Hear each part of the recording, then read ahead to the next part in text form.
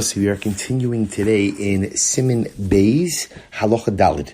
The Kitzur continues with the halachos concerning Netilas Yadayim. Specifically, the Kitzur writes as follows: Tzarach lital yodav dafka l'soch kli. A person dafka has to wash their hands into a utensil. Now, what's interesting over here is the Kitzur is not referring to the utensil you use to wash your hands.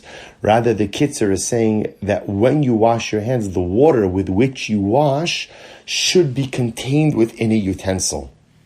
Now, what's the reason for this? We're going to see the theme that the Kitzur is really developing over here is that, remember, we spoke about at the beginning of this siman, that there are two reasons why a person washes their hands. Reason number one is because just like the Kohen, when he goes into the Beis HaMikdash for the avoda, he starts the avoda, the sacrificial service, at the beginning of the day, he washes his hands and his feet.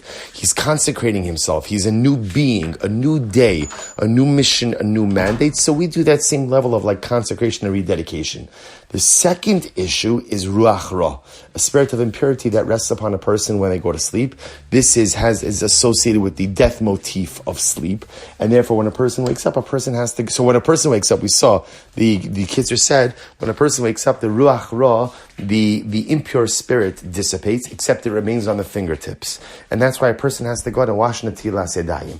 So the whole point of the water, according to the second approach, is to remove this ruach ra, this spirit of impurity.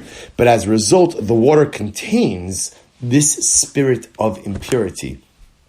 And as such, one has to be very careful with what one does with this water. And therefore, again, we don't want the water just going all over the place. We want it contained within a vessel. Certainly, you can't get benefit from this water. So meaning, in other words, you wouldn't use the netilas yadayim water to give to your animals, right? You wouldn't go ahead and use it to water your plants. Because since, again, or certainly for drinking, since this water has this ruach ra on it, therefore one really doesn't want to use it for any other purpose. Therefore, v'yishbechem b'makom she'ein b'nei adam holchin. And therefore one should pour it out. And one should be careful to pour it out dafka in a place where people don't normally walk. All right, so we'll say shkoyach. We'll stop over here for today. Incredible. Have a wonderful day.